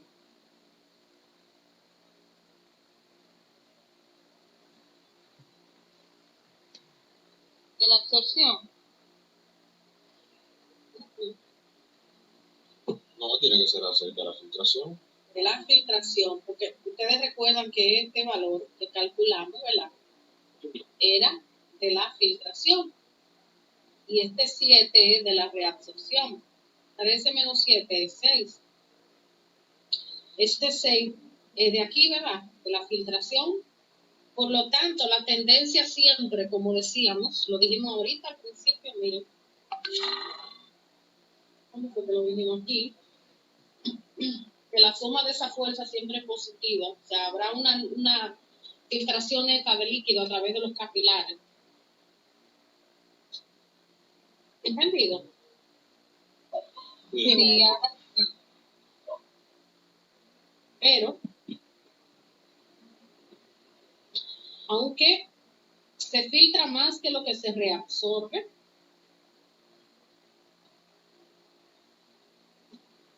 en condiciones normales nadie anda hinchado, ¿verdad? Nadie tiene edema, porque si hay edema es porque hay algún problema. Pero el que no tiene ningún problema, pues independientemente de que se esté filtrando, de que esté saliendo más líquido hacia el intersticio que lo que se está reabsorbiendo, en condiciones fisiológicas nadie tiene edema. Y eso es debido a, sobre todo, a la presión, a la función que ejercen los vasos linfáticos, porque aunque hay un excedente de líquido a favor de la filtración, ese líquido no se queda ahí acumulado en el intersticio, sino que los vasos linfáticos lo reabsorben. La bomba linfática se encarga de eso y por lo tanto eso evita que en condiciones fisiológicas haya edema. ¿Me di a entender?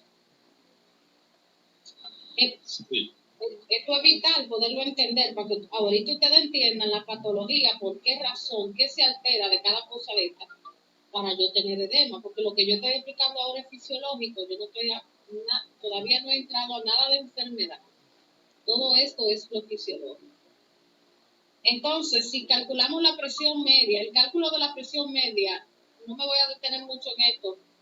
Esto es básicamente para, principalmente aplica más en los capilares pulmonares, en el capilar en cuña pulmonar, pero como le decía, la presión media del capilar en cuña pulmonar es mucho más baja, es de menos de 12 milímetros de mercurio. Pero es básicamente el mismo principio.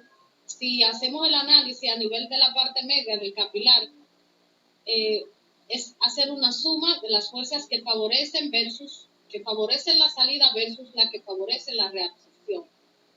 Recordando que la presión capilar hidrostática del capilar a nivel medio es de 17.3 milímetros de mercurio.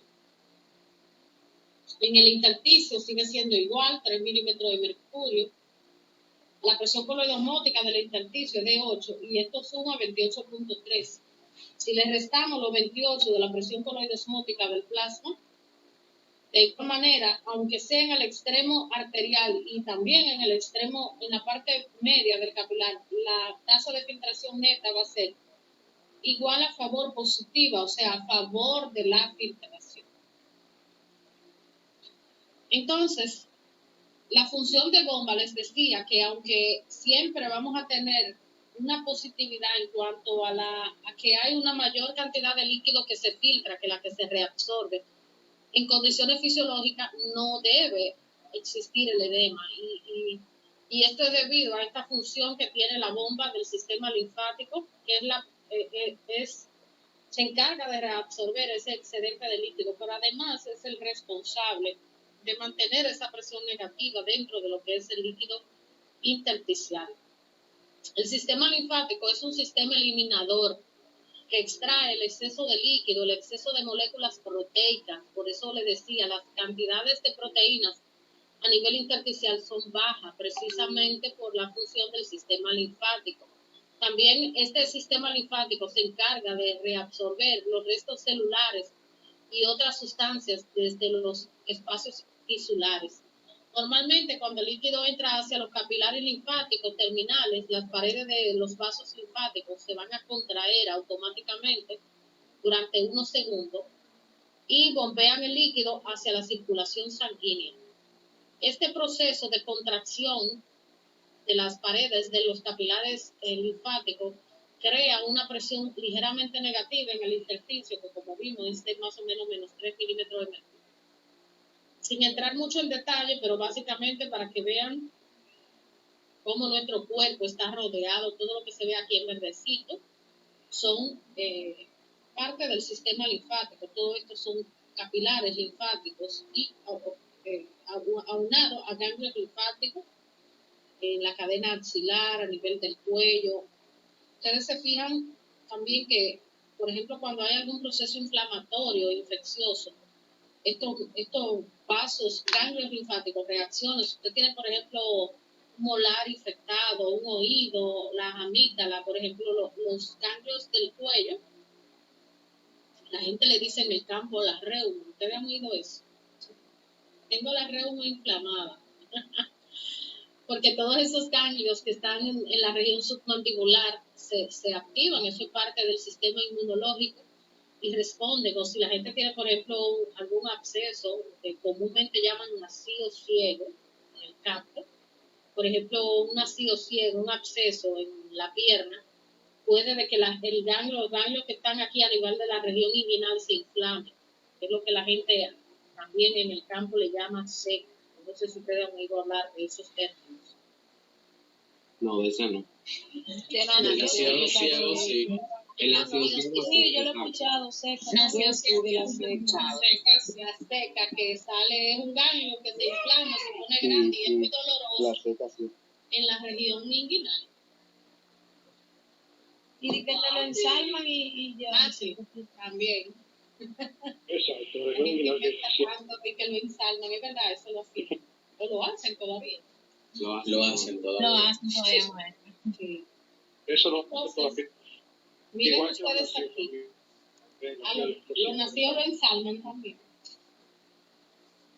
Fíjense Sí, yo. ustedes. Le dices sí.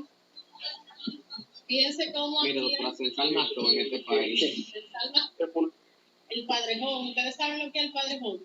Aquí ustedes no saben. La música de la No, ese no. Lo Pero- escuchamos, sí. Eso no Oye, el tiene que- padrejón. Ajá, vamos a ver. No tiene que ver con la imperfección anterior. No, el padrejón es cuando la gente le duele el estómago. Cuando tiene Sí, picastracia. sí, maestra. Mi mamá me dijo ahora cuando le duele el estómago. Eso es el padrejón. Yo sé que Ensalman el padrejón. yo vivo en Ahí viene. Esta gastritis o úlcera que debe de tener. Contenta, ensalmada. A mí una vez me ensarmaron una picada de abeja. Yo, en color, estaba viendo Oye, no, perdón. Ah, maestra, pero mi También. mamá dice que a los varones que le dicen El padrejón. y a la hembra la madre. Ah, madrejón. Exactamente. Mala madre. Bueno. Entonces, miren ustedes aquí, lo que está pintado de rojo son los capilares sanguíneos. Y miren cómo están como entrelazados entre los capilares sanguíneos y los capilares linfáticos.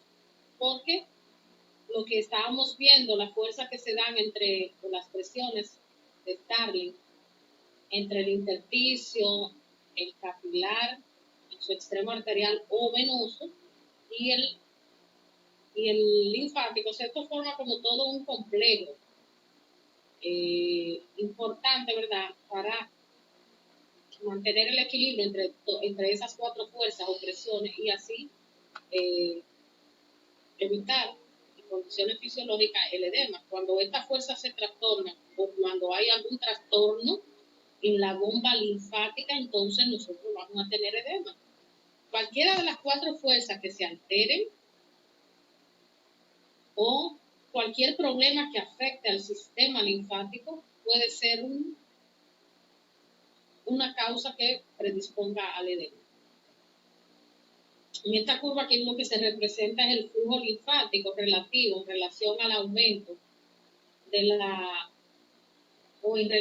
la medida en que la presión se va haciendo a nivel del intersticio, se va haciendo positiva. Mientras más cerca la positividad, mayor va a ser el acúmulo de líquido a nivel del espacio intersticial. Por ejemplo, si usted tiene una obstrucción del sistema linfático a nivel de una pierna, como ocurre en la elefantiasis, ustedes han visto pacientes con elefantiasis que tienen la pierna así grandota, como un elefante, es un edema duro, la piel se pone hiperqueratósica, que debido a la filariasis.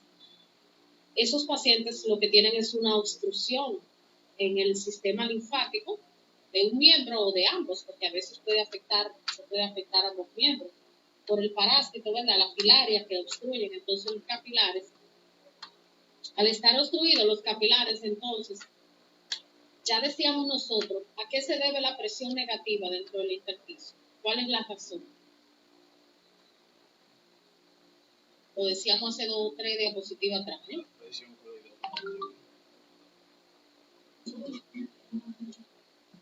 Por la presión intersticial hidrostática.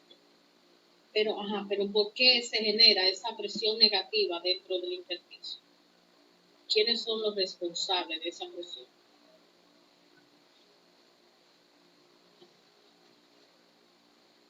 Acá se cortó, ¿podrías repetir? ¿Que quién es el responsable de que se genere la presión negativa dentro del intersticio? La presión coloidosmótica. No.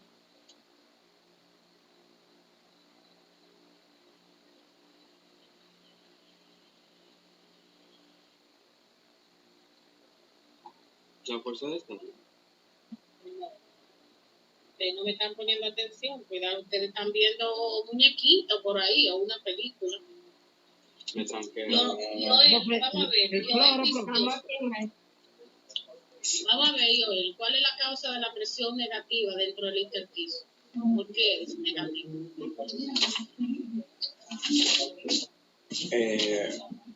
Es que yo tenía, o sea, estaba errado con la información que me anteriormente, entonces ahora estoy confundido. Pero es que yo lo acabo de decir, gracias. Lucero. Por las proteínas. No. ¿Qué decíamos de las proteínas y el intersticio? Lucero. Que no hay mucha proteína en el intersticio. ¿Por qué no hay mucha proteína? Porque no se filtran a través de los capilares. ¿Y por qué más? Más por el efecto, bueno, no sería, se va a mantener en dichas proteínas. ¿El efecto de qué? No. Bueno, esa es una razón.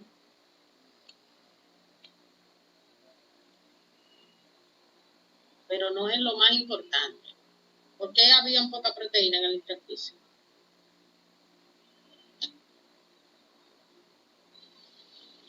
Porque los vasos linfáticos, maestra, lo reabsorben. Exacto. Así es. Entonces, ¿cuál es la causa de la presión negativa dentro del intersticio? Los vasos linfáticos. Blum, bam.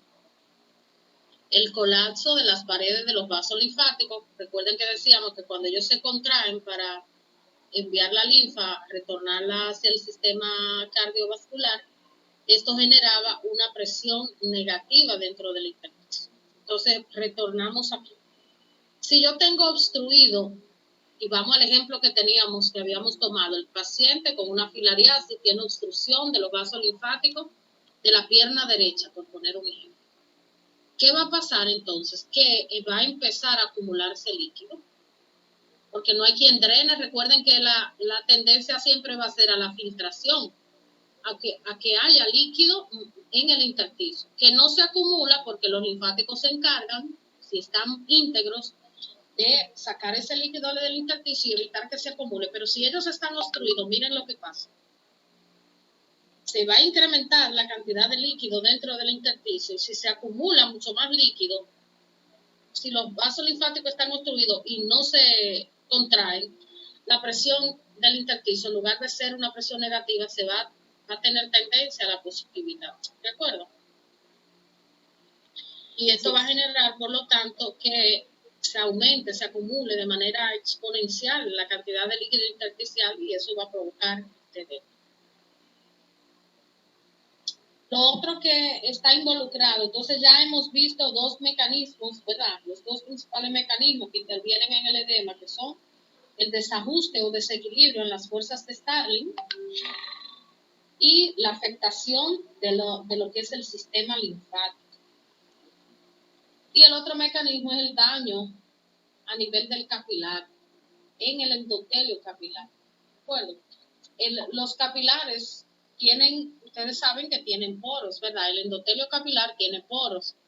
Esos poros tienen diferentes tamaños dependiendo del capilar, pero no nos interesa entrar en esos detalles. A través de esos capilares se desplaza líquido. Entonces, si hay injuria al capilar, esto va a provocar un aumento de la permeabilidad de ese endotelio.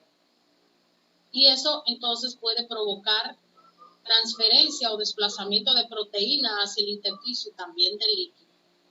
De modo tal que si resumimos todo esto, podemos decir que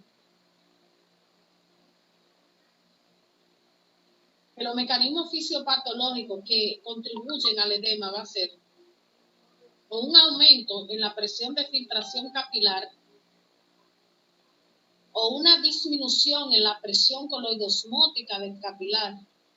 O sea, estas dos lo que me hace es resumir el desequilibrio de las fuerzas de Starling, que era lo que acabamos de decir, el aumento de la permeabilidad capilar, que es cuando hay una injuria, o sea, cuando hay una agresión al endotelio capilar, y la obstrucción del flujo linfático. Estos son los tres mecanismos fisiopatológicos que me explican, valga la redundancia, la fisiopatología del edema.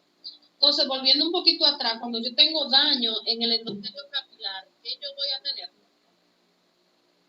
Que las lesiones en las paredes, o sea, como decíamos, el endotelio se puede ver lesionado por diferentes condiciones, por ejemplo, por el uso de algunos fármacos, por exposición a algunas bacterias o virus, a un trauma. Cuando usted le pica una abeja, por ejemplo, usted se hincha.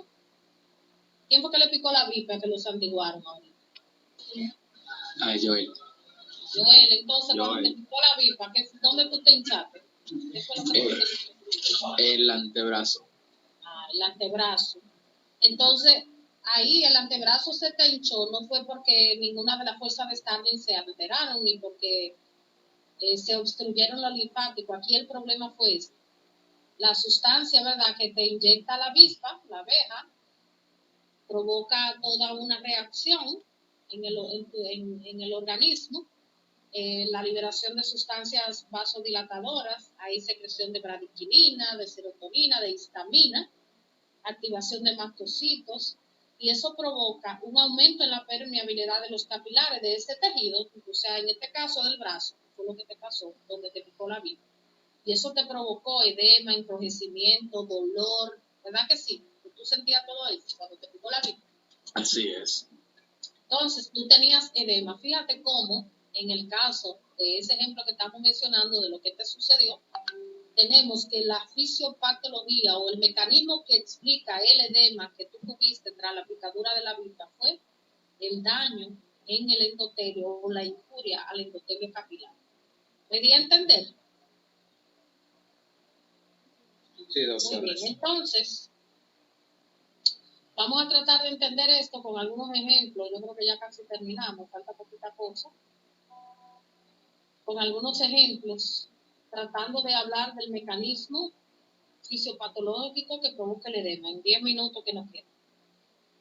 La insuficiencia hepática o la cirrosis hepática, que ya es un estadio terminal del daño hepático. ¿Por qué razón estos pacientes hacen principalmente ascitis? O sea, acúmulo de líquido en la cavidad peritoneal. Básicamente hay dos grandes mecanismos que pueden provocar el edema que se produce en los pacientes con cirrosis hepática. Uno de ellos es la producción insuficiente de proteínas. Todos aquí conocemos que el hígado es esencial, ¿verdad?, en la formación, la producción de proteínas, principalmente albúminas, globulinas, factores de coagulación, etc. Entonces, cuando hay un daño, cuando hay cirrosis hepática, hay una producción deficiente de proteínas. ¿Y qué hacen las proteínas? Vamos a ver. Por favor, a ver si aterrizamos estos conceptos. ¿Qué función tendría la proteína aquí? De lo que estamos hablando en el edema. O que es la que ayuda a mantener, dígase, el agua dentro de los capilares. ¿Y cómo así? Explícame mejor. No te entendí. Yo soy ahora el estudiante y tú eres el profesor. Ayuda a mantener el agua dentro de los capilares. Muy bien. Explícamelo mejor, a ver si yo te entiendo. Eso es verdad, no es que está mal lo que tú has dicho, está bien. ¿Pero por qué? Yo le puedo explicar si ustedes. Déjalo que él se desarrolle. Ay, Dale un chance para que piense. sí, le estoy pensando demasiado. Dios mío. Se fundió. Sí, dale, Jonathan, Dios. Es que una de las principales proteínas plasmáticas es la albúmina, y la albúmina es la que mantiene la presión oncótica a nivel intravascular. Entonces, si tú tienes una disminución en la producción de las proteínas plasmáticas, por consecuencia tú tienes una disminución en la albúmina. Pues si tú tienes una disminución en la albúmina, va a haber un desequilibrio en las presiones. Exacto. Asimismo, ya decíamos que la coloidosmótica, como también, ¿quién fue que habló de primero? Brady, como decía Brady, provoca, es la encargada de verdad de mantener el líquido dentro del vaso sanguíneo, dentro de los capilares. Entonces, como le completó Jonathan, si tenemos pérdida de proteína, disminución en la producción de proteína, vamos a tener presión coloidosmótica baja y por lo tanto edema. Pero otro mecanismo que se da en este paciente con cirrosis hepática también es el siguiente. El hígado, cuando se pone cirrótico, se pone duro, así como un concreto, como una pared. Y ustedes recordarán también de anatomía básica, de anatomía 1 o 2, no sé dónde queda el sistema porta. En la 2. En la anatomía 2, exacto. Que la porta, ¿verdad? Junto con todo su sistema portal, termina llevando lo que son nutrientes, oxígeno hacia el hígado. Entonces, cuando el hígado está rígido, como ocurre en la cirrosis, él actúa como una barrera que se opone al drenaje del sistema portal, del sistema venoso portal. Y esto provoca un aumento ¿de cuál presión dentro del sistema portal? ¿De cuál de las fuerzas que acabamos de mencionar? Si está rígido el hígado, si está duro como un concreto, si no es compresible, ¿qué pasa? ¿Qué se alteraría? ¿Cuál de las presiones de Starling se alteraría a nivel del sistema portal? La oncótica, profesor. No. Analicen los conceptos. La hidrostática. Sería la hidrostática la que permite la salida. Exactamente. La hidrostática. ¿Ustedes recuerdan ahorita cuando yo le dije que si usted agarra una manguera, la conecta a una fuente de agua, pero es una manguera de paredes compresibles, cuando el agua circula a través de ella, expande esas paredes y el agua sale, ¿verdad?, a través de la manguera. Claro, yo no le puse el ejemplo de si la manguera es rígida, que aunque el agua va a circular, pero tiene que generar más presión contra esa pared.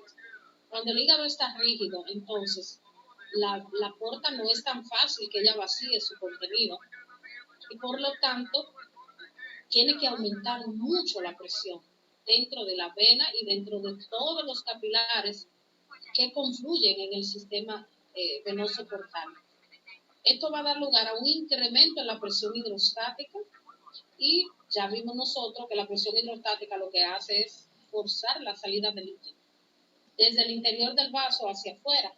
Entonces, por esa razón, también los pacientes con cirrosis hepática hacen ascitis, porque aumenta demasiado la presión venosa portal, y esto incluso lleva a que ellos desarrollen, no sé si ustedes han oído hablar de las varices esofágicas, que cuando se rompe provoca. Ustedes han oído que la gente en los campos dice que vomitó el hígado. Fulano sufría de hígado, tenía el hígado cirrótico y lo vomitó. ¿Ustedes han oído eso? Ajá. El hígado rojo, porque hay un hígado blanco también. Así es. La gente del campo. No, la hiel es otra cosa, la hiel es la vestíbula. Pero miren, cuando la gente dice vomitó el hígado, lo que pasa es en esos pacientes es que tienen un daño cirrótico por esa hipertensión portal que estamos hablando, terminan dilatando las venas esofágicas, aumenta mucho la presión dentro de las venas esofágicas, y esa vena entonces al aumentar tanto su presión, llega un momento en que ella estalla, se rompe. Y cuando se rompen todas esas venas se produce un sangrado masivo, un sangrado gastrointestinal masivo. Entonces, como el esófago está tan cerca, es más cerca que el estómago, la sangre que cae en el estómago es una sangre que sufre cambios, se digiere, porque hay alteraciones con el contenido de hierro, y se convierte en hemosiderina. Y cuando la gente, por ejemplo, vomita sangre que viene desde el estómago, es una sangre que sale como si fuera de color Coca-Cola, porque ya es una sangre digerida. En cambio, cuando el paciente vomita, hace hematemesis roja, o sea, vomita sangre así rojita, y es una sangre que desde que cae, ¡pop!, se coagula, o a veces incluso salen coágulos directamente. Eso, la sospecha es alta de que sea ruptura de varices esofágicas. Entonces, en esos pacientes, al final de cuentas, hay que darle medicamentos que disminuyan la presión de las venas del sistema portal. Y eso le va a reducir la incidencia de ascitis, que recuerden que decíamos que es un tipo de edema. Y por supuesto, va a prevenir que esos pacientes desarrollen ruptura de varices esofágicas, que es una causa, si no se interviene rápido, los pacientes se mueren, se chocan, porque no es un sangrado cualquiera, es que se van por ahí mismo vomitando sangre. Entonces, en el caso de la glomerulonefritis, pero eso no tiene que pasar en pacientes. ¿sí? O sea, eso tiene que pasar en pacientes que son alcohólicos. Bueno, el uso excesivo de alcohol es una causa de cirrosis hepática, pero hay muchas causas, porque pueden haber causas virales, las hepatitis C, la hepatitis B, hay causas inmunológicas de cirrosis hepática, o sea, hay causas que una alteración puede ser un virus, inclusive no necesariamente tiene que ser un virus con tropismo por el hígado, como los virus B y C. El VIH puede provocar una cirrosis hepática inmunológica, algunos tipos de cáncer también, el hepatocarcinoma puede detonar en un hígado cirrótico, o la cirrosis ser causa de hepatocarcinoma y llevarte a desarrollar hipertensión portal. Esto también lo hice por el síndrome de Mallory-Weiss. Pero el Mallory-Weiss es otra cosa. Sí. Eso se provoca cuando la persona vomita mucho, es más común en las embarazadas, por el tema de las náuseas, los vómitos en la etapa de los malestares al principio del embarazo. Entonces, como la mujer vomita tanto, eso provoca un desgarro en la mucosa del esófago, en la mucosa gastroesofágica hay un desgarro de esa región. El mismo ácido lo agrede, el impulso, la fuerza que se hace cuando uno hace el deseo del vómito. Entonces eso se desgarra, esa zona ahí, provoca un sangrado, que generalmente no es un sangrado masivo, al contrario, es un sangrado leve en la mayor parte de los casos. Entonces, en el caso, por ejemplo, de la glomerulonefritis, en la que hay una inflamación, una afectación del glomérulo, donde se afecta sobre todo la membrana basal del endotelio del glomérulo, entonces se pierden las cargas negativas que tiene esta membrana y empiezan a filtrarse las proteínas que en condiciones normales no se filtran a través del glomérulo. Si perdemos entonces proteínas en la orina, ¿qué nosotros vamos a tener? Caída de la presión coloidosmótica y por lo tanto edema. Cuando hay inanición también, como ocurre en los pacientes que tienen desnutrición, sobre todo en el cuarzo, hay también por pérdida, por y mala ingesta de alimentos, ¿verdad? Con un bajo contenido proteico, hay falta de aminoácidos para sintetizar la proteína y el mismo sustrato. Vamos a tener baja cantidad de proteína plasmática, por lo tanto, disminución de la presión coloidosmótica y, por lo tanto, edema. ¿De acuerdo? Si tenemos, por ejemplo, obstrucción del flujo linfático, como ocurre en la lefantiasis o filariasis, que era el ejemplo que mencionábamos ahorita, va a haber obstrucción de los vasos linfáticos. Esto va a dar lugar entonces a que ese aumento de líquido que se acumula en el intersticio no sea drenado y por lo tanto, por una alteración a nivel de la bomba linfática se va a provocar edema. También como consecuencia de cirugías, por ejemplo, en las mujeres que tienen cáncer de mama, que le hacen mastectomía radical, ustedes saben que le quitan los ganglios de la axila, ¿verdad que sí? De la mama que está afectada. Sí. Sí, lo saben, ¿verdad? Entonces, esas mujeres tienden a hacer edema del miembro ipsilateral. Si le quitan la mama izquierda, por ejemplo, conjuntamente con la cadena ganglionar axilar izquierda, pueden hacer edema en el miembro izquierdo. Y eso es debido a la pérdida, ¿verdad?, del sistema linfático en esa región. Y eso va a provocar también edema. Por lo mismo que decíamos, un aumento en este caso de la presión a nivel del intersticio y se va a acumular el líquido en el intersticio y va a provocar edema. La trombosis venosa profunda es otro ejemplo, otra patología que comúnmente puede provocar edema.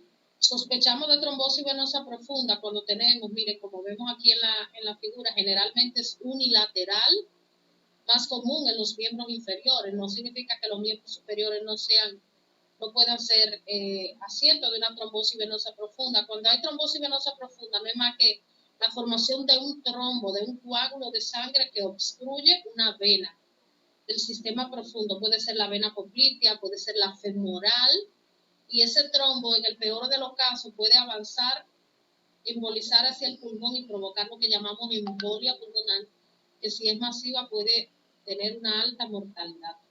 Entonces, ¿cuál mecanismo fisiopatológico se vería involucrado en la trombosis venosa profunda?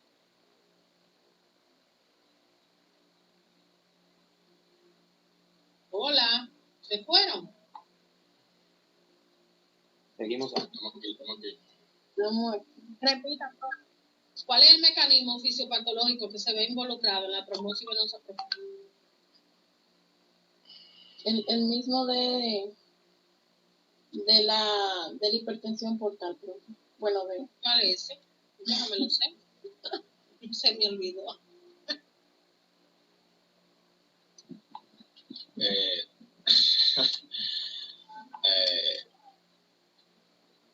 Vamos a hacer un ejercicio sencillo. ¿Cuáles son los 3 mecanismos que explicamos que provocan o que se ven involucrados en la fisiopatología del edema? ¿Cuáles son? La fuerza de Frank Starling. Desequilibrio de la fuerza de Starling, daño capilar y obstrucción del El daño capilar y obstrucción del flujo linfático.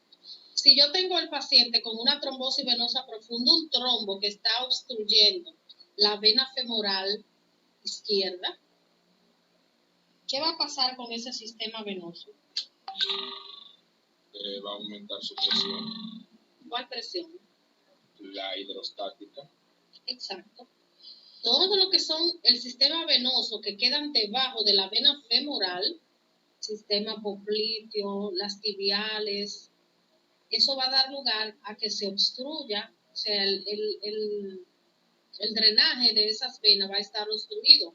Y la presión dentro de lo que es el capilar venoso va a aumentar, la presión hidrostática del capilar venoso. Entonces, estos vasitos capilares, en lugar de reabsorber, van a aumentar mucho su presión y van a filtrar líquido hacia el intersticio, mucho más de lo normal.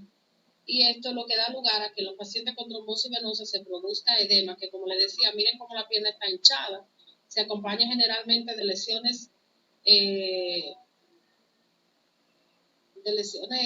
hipercrómicas que llamamos equimosis, que son esos moretones o hematomas que se producen por ruptura de los capilares. No sé si ustedes han visto mujeres con varices.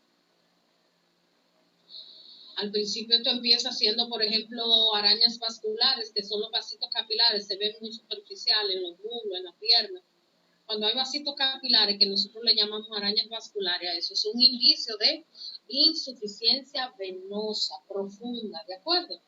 Eso hay que tratarlo, eso hay que ponerle atención porque la insuficiencia venosa es la causa principal de esto, de trombosis venosa profunda.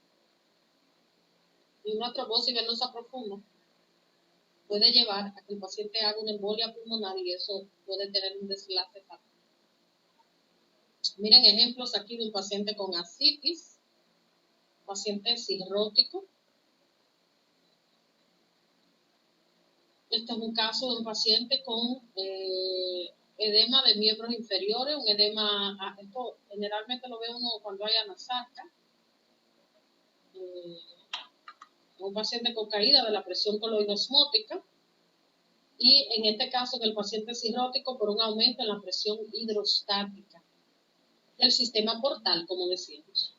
Este es un niño con desnutrición severa, ¿verdad? Miren cómo se ve todo flaquito, los brazos secos. En cambio, miren cómo hay edema a nivel de la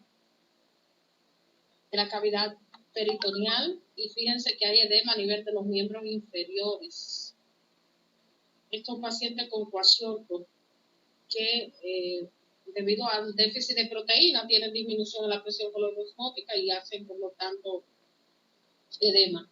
El síndrome nefrótico es otra causa de edema, generalmente empieza así en la cara, siendo un edema periorbitario, se va generalizando en la cara y luego puede hacerse generalizado a nivel acumularse en otra zona de declive como los miembros inferiores y ya convertirse en un anasarca. Como decíamos, en el síndrome nefrótico hay una afectación del glomérulo y por lo tanto vamos a tener pérdida de proteínas y al tener pérdida de proteínas vamos a tener caída de la presión coloidosmótica. Miren aquí dos casos, una paciente con una mastectomía, lo que hablábamos, como se resecan todo el sistema axilar de ganglios. Miren cómo no hay drenaje del líquido intersticial en el miembro superior izquierdo y por lo tanto hay edema de ese miembro. Y aquí haciendo alusión a la filariasis o elefantiasis, que es bilateral, la predominio derecho, pero es bilateral. Y fíjense ustedes que en este caso el mecanismo es la obstrucción del sistema linfático y por lo tanto se produce un edema. Que a diferencia del edema linfático, o sea, ustedes al examen físico se pueden dar cuenta y sospechar cuando el edema es por una obstrucción linfática. Miren cómo se ve la piel seca, dura, hiperqueratóxica. Es un edema que no deja fovea. A diferencia del edema venoso, cuando es por un aumento en la presión hidrostática del circuito venoso, como el edema es blando y deja fovea, la piel se ve como brillante. ¿Entendiste esa parte? Sí. Y por último, este es un caso de aumento de la permeabilidad capilar, que mostrábamos el ejemplo ahorita de la picadura de un insecto, la avispa, pero puede ser por otro. Por ejemplo, si usted hace una alergia a un medicamento, cuando usted bebe hay personas que son alérgicos a los AINE, a los antiinflamatorios no esteroideos, a las penicilinas, y cuando se ven expuestos a este tipo de fármacos, hacen edema en la cara o en los labios, pueden hacer edema de glotis, en el peor de los casos, incluso hasta shock anafiláctico, que puede ser grave. Pero miren aquí se ve que hay una zona simplemente localizada de edema. Pues esto pudo haber estado relacionado con la picadura de un insecto o con un proceso infeccioso, alguna exposición a alguna bacteria o lo que sea.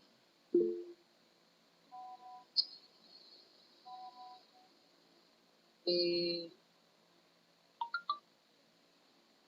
este es un ejemplo de un paciente con hipotiroidismo. Es otra enfermedad que hay miles de enfermedades que pueden provocar edema. Yo simplemente estoy dando pinceladas de algunas. El hipotiroidismo, que generalmente cuando es un paciente que está muy descontrolado, produce lo que es el mixedema, que es un edema generalmente que aparece a nivel de la cara, a nivel de las piernas, la piel se torna como amarillenta y de un aspecto como tosco. Este diagrama no voy a entrar en detalle con él porque es en el caso del paciente que tiene insuficiencia cardíaca e insuficiencia renal.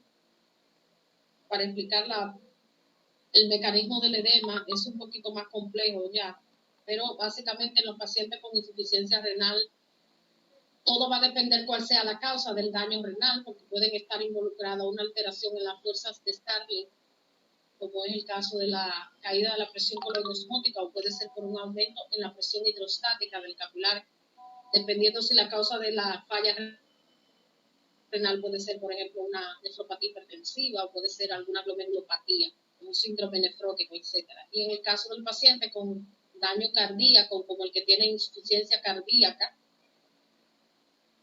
el corazón tiene una función no igual que un vaso sanguíneo, pero desde el punto de vista de las presiones que estamos hablando, se comporta un poco similar.